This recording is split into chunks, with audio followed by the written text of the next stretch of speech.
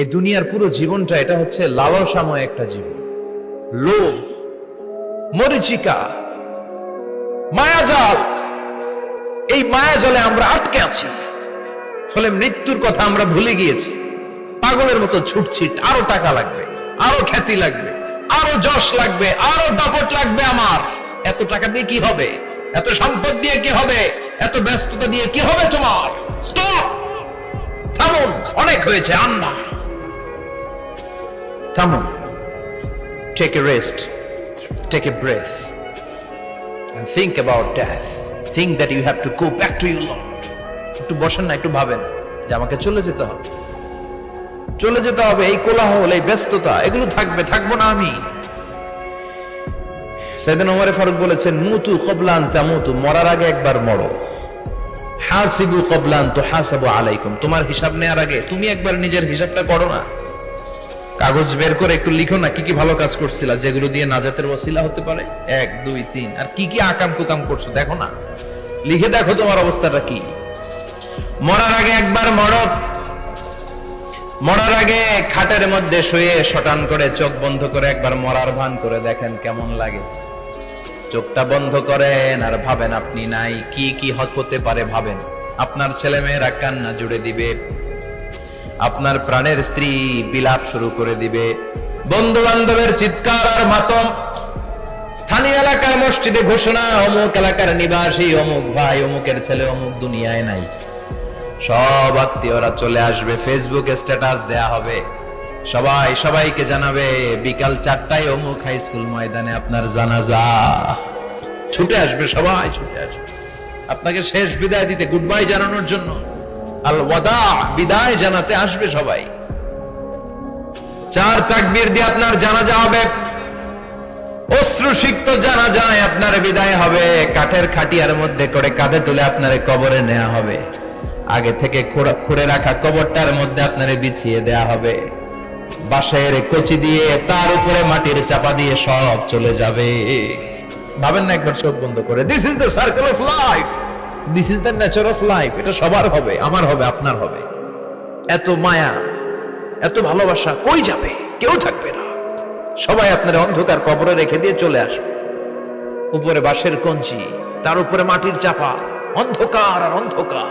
এই অন্ধকার যেন শেষ হতে চায় না, শুধুই অন্ধকার, ঠিক কিনা? এজন্য আমাদের চলে যেতে হবে। দাদা গেল, চাচা গেল, মামা গেল, আমাদেরকেও যেতে হবে, জোরে কোন ঠিক কিনা? একদিন মাটির ভেতরে হবে ঘরে মন আমার, কেন বন্ধ দালান ঘর, প্রাণ পাখি উড়ে যাবে পিঞ্জর ছেড়ে।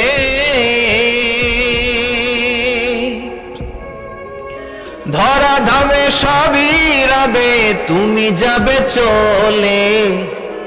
বন্ধু বান্ধব যত, মাতা পিতা যারা সুত, সবই হবে তোমার পরে। মন আমার কেন বন্ধ দালান ঘর, একদিন মাটির ভেতরে হবে ঘরে মন আমার, কেন বন্ধ দালান ঘর, ঠিক কিনা? সব করে থাকবে, চলে যেতে হবে আমাদেরকে। এজন্য আখিরাতের কথা যেন আমাদের স্মরণ হয়। বিশ্বনবী বলতেন, নাহাইতুকুমান জিয়ারাতিল কুবুর, আমি তোমাদেরকে কবর জিয়ারত করতে আগে নিষেধ করতাম, কিন্তু এখন নিষেধাজ্ঞা প্রত্যাহার করে নিলাম। এখন সব সময় তোমরা কবরের সামনে যাবা আর জিয়ারত করবা। কবরস্থানে জানতো বড়ুয়া কৃষ্ণপুরের এই গ্রামের কবরস্থান আছে কোন দিকে?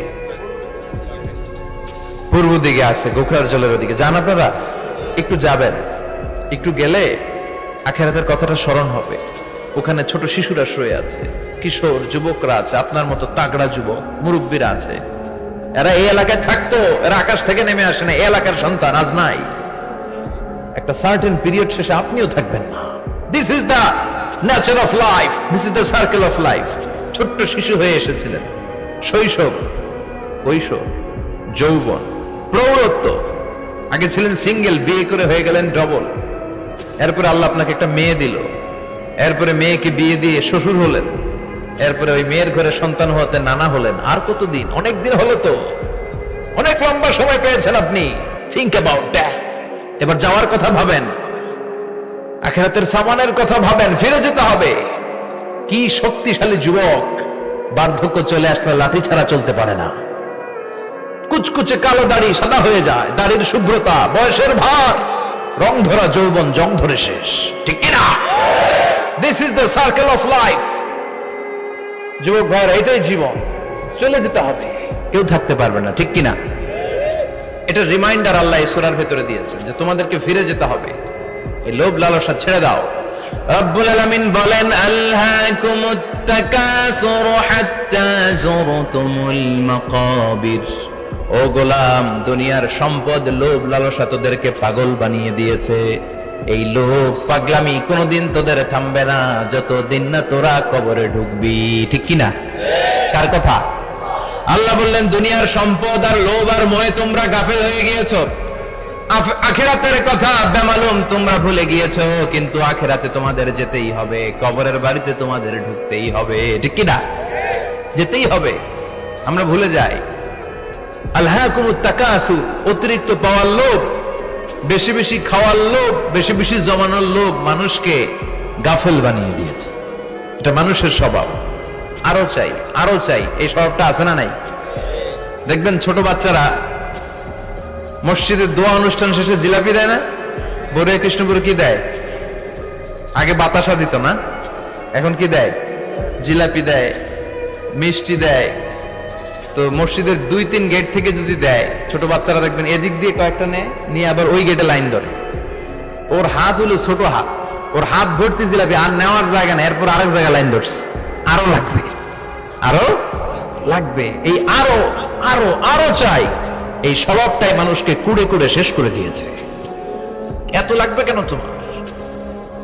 চাহিদার কোনো শেষ নাই, unlimited demand of human being.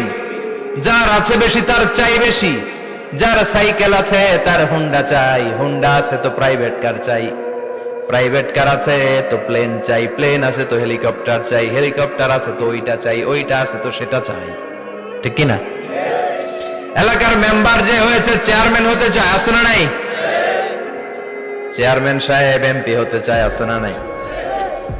MP সাহেব মন্ত্রী হতে চায়, আছে না নাই? মন্ত্রী সাহেব প্রধানমন্ত্রী হতে চায়, আছে না নাই? কিন্তু এই দেশে সুযোগ নাই। কথা কন, এই দেশে প্রধানমন্ত্রী সিলেক্টেড, 2-3 জনের বাইরে কেউ প্রধানমন্ত্রী হতে পারবি না, ঠিক কিনা? আমার এই জীবনে তো আমি 2-3 জনই দেখলাম। বেগম খালেদা জিয়া, মাননীয় প্রধানমন্ত্রী শেখ হাসিনার ছোট্টবেলা দেখেছি এরশাদকে, আমরা তখন ছোট। তো মানুষের চাহিদার কোনো শেষ নাই, যার আছে বেশি তার চাই বেশি। এজন্য বিষ্ণু বলেছেন, উনজুরু ইলা মান হুয়া আসফালা মিন, তোমার চেয়ে যে খারাপ আছে ওর দিকে তাকাও। ওয়ালা তানজুর মান হুয়া আ'লা মিন, তোমার চেয়ে যে ভালো আছে ওর দিকে তাকায়ও না, তোমার চেয়ে যে খারাপ অবস্থানে আছে ওর দিকে তাকাও। অনেকে নিজের অবস্থান নিয়ে সুখী না, এরকম আছে না নাই? আল্লাহ আমার এটা দিল না রে, ওইটা দিল না রে, পাইলাম না রে, কিচ্ছু হয় না, কি করব জীবনে, হতাশ। আসলে আছে কিন্তু অনেক, কিন্তু শুকরিয়া নাই, ডাকাত, ঠিক কিনা? নিজের অবস্থান নিয়ে সুখী না, কিন্তু অনেক লোক আছে তারা আপনার অবস্থানে পৌঁছতে চায়। তাদের দিকে তাকিয়ে দেখেন, আপনি যে অবস্থানে আছেন এই অবস্থানে পৌঁছাটা অনেকের কাছে স্বপ্ন। তারা প্রতিনিয়ত সংগ্রাম আর স্ট্রাগল করে যাচ্ছে আপনার অবস্থানে পৌঁছতে, আর আপনি এটা নিয়ে সন্তুষ্ট না। শেখ সাদির নাম শুনেছেন? বালাগাল উলা কাশাফাত দুজা, এই কবিতাটার রচয়িতা, ইরানের বিখ্যাত এক কবি। উনি একবার আর্থিক সমস্যার মধ্যে দিয়ে সময় কাটাচ্ছেন, টাকা নাই, পয়সা নাই, পায়ে দেওয়ার মতো জুতা নাই। উনি খুব দুঃখ পেলেন, হায় রে, আমি ইরানের এত বড় কবি, আমার পায়ে দেওয়ার মতো জুতা নাই। দুঃখ ভরা মন নিয়ে রাস্তায় হাঁটতে বেরোলেন। হাঁটতে হাঁটতে হঠাৎ দেখলেন একটা লোক শুয়ে শুয়ে কাঁদছে, ওই লোকটার 2টা পাই নাই, পাই নাই। উনি সেজদায় পড়ে গেলেন, আল্লাহর কাছে ক্ষমা চাইলেন, আল্লাহ অনেক দিয়েছো, শুকর আলহামদুলিল্লাহ। এজন্য যেই পরিস্থিতিতেই থাকি না কেন আমরা কি পড়বো? জোরে বলেন, কি পড়বো? এজন্য কানাতু মিনাল ইসলাম, অল্পে তুষ্ট থাকার নাম হলো ইসলাম। সম্পদ লাগবে কিন্তু সম্পদের পাহাড় লাগবে না, ঠিক কিনা? অল্প খান, অল্প পড়েন, অল্প জামান, অল্পের ভেতরে বরকত ঢুকাইয়া দিছে কে? দেখবেন যাদের সম্পদ অল্প তারা সুখী বেশি। জরিপে এটা দেখা গিয়েছে, অনেক সার্ভেতে এটা এসেছে, যারা সম্পদশালী এরা দুঃখী বেশি। এদের দুঃখ বেশি, টেনশন বেশি, খুব স্বাভাবিক। টাকা যার বেশি, রোগ তার বেশি। টাকা যার বেশি, টেনশন তার বেশি। টাকা যার বেশি, ঘরে শান্তি তার কম। আছে না নাই? ঘরের ভিতরে অশান্তি, ছেলে কথা শোনে না, ছেলে টানে গাঞ্জা, মেয়ে করে পরকিয়া। আছে না নাই? স্ত্রী কথা শোনে না, ভালোবাসা নাই, ঘরটা জাহান্নামের টুকরা। রোগ বালাই, এক একটা হসপিটাল বিল পরিশোধ করতে মাসে 5 লাখ 10 লাখ। আছে না নাই? কিছু খেতে পারে না, ডাক্তার একেবারে ডায়েট মেনু বেঁধে দিয়েছে। Diet, very diet menu. এটা এটা এটা এটা কিছুই খাবেন না, শুধু গরু খাবেন না, খাসি খাবেন না, চিংড়ি খাবেন না, খালি ঘাস খাবেন।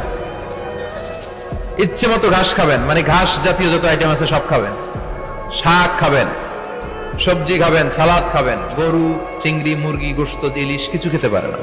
তাহলে রোগ বেশি, খাওয়ার মজা নাই, ঘরে সাংসারিক শান্তি নাই, খালি ব্যারাম আর ব্যারাম। ঠিক কিনা? কিন্তু সম্পদের পাহাড় ঘটেছে। আর অল্প যারা খায়, অল্প পড়ে, রিক্সাওয়ালা, কুলিওয়ালা, অল্প বেতনের চাকরি, কিন্তু হক হালালি মেনে চলে, দেখবেন শান্তি আছে অনেক। হ্যাঁ, বাসা ভাড়া দেয়, ফ্যামিলি চালায়, বাচ্চাদের স্কুল বিল, এরপরও মাস শেষে 1-2 হাজার টাকা হাতে থেকে যায়। আর ওর প্রতি মাসে 10 কোটি টাকা ইনকাম, তারপরও ব্যাংকের ঋণ আছে না নাই? সুখ কারে বলে? কিভাবে আপনি সুখকে ডিফাইন করবেন? সুখ তো টাকায় কিনা যায় না। শান্তি টাকা দিয়ে হয় না, শান্তি দেওয়ার মালিক কে? শান্তি আছে অল্প খেয়ে শুকর করার মধ্যে, শান্তি আছে আলহামদুলিল্লাহর মধ্যে। চিল্লায় বলেন ঠিক কিনা?